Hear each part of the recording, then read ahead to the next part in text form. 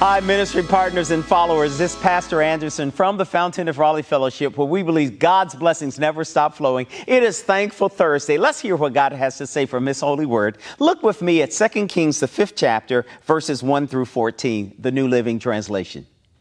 The king of Aram had a great admiration for Naaman, the commander of his armies, because through him the Lord had given Aram great victories. But though Naaman was a mighty warrior, he suffered from leprosy. At the same time, the Aramean raiders had invaded the land of Israel, and among their captives was a young girl who had been given to Naaman's wife as a maid. One day the girl said to her mistress, "I wish my master would go see the prophet in Samaria. He would heal him of his leprosy." So Naaman told the king what the young girl from Israel had said. "Go and visit the prophet." The king of Aram told him, "I will send a letter to introduce you to take to the king of Israel." So Naaman started out, carrying as gifts 700 pounds of silver, 150 pounds of gold, 10 sets of clothing. The letter to the king of Israel said, "With this letter, I present my servant Naaman. I want you to heal him of his leprosy." When the king of Israel read the letter, he tore his clothes in dismay and said, "Am I God that I can give life or take it away?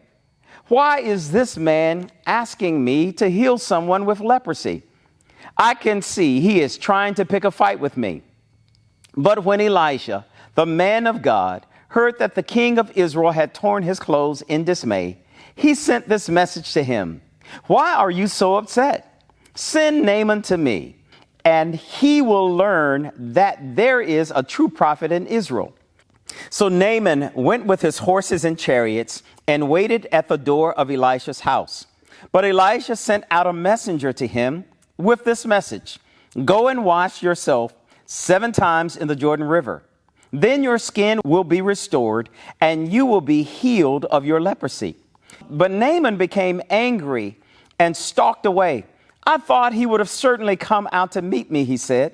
"I expected him to wave his hand over the leprosy and call out the name of his God and heal me.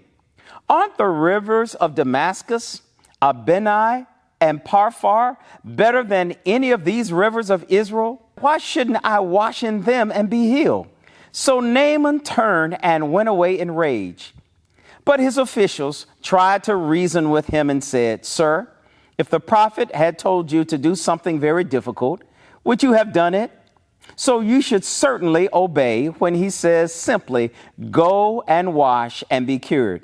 So Naaman went down to the Jordan and dipped himself 7 times as the man of God instructed him, and his skin became as healthy as the skin of a young child, and he was healed.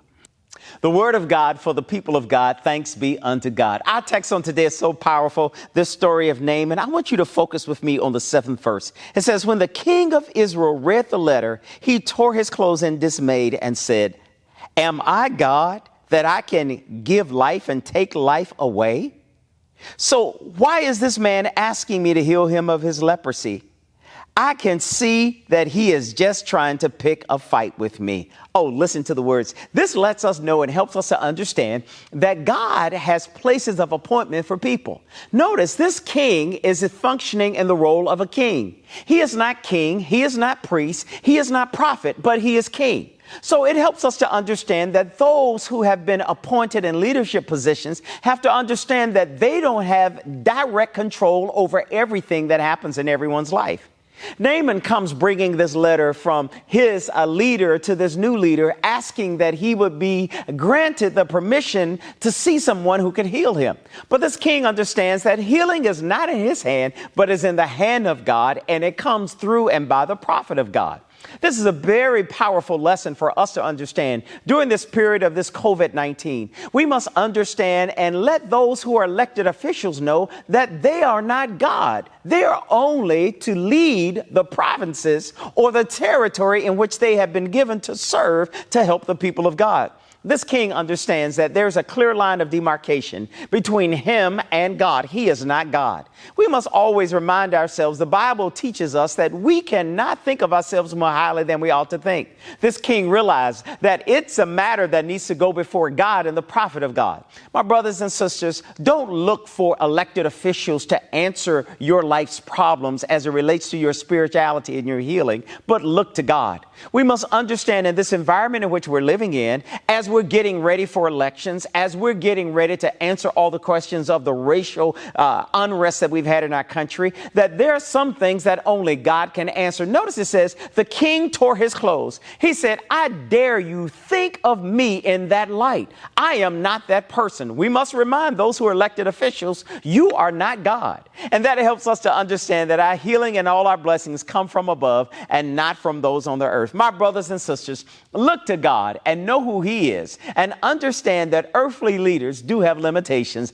but God has the last word. I look forward to seeing you on Friday. May God bless you and heaven smile upon you. And remember, you are exceedingly and abundantly blessed.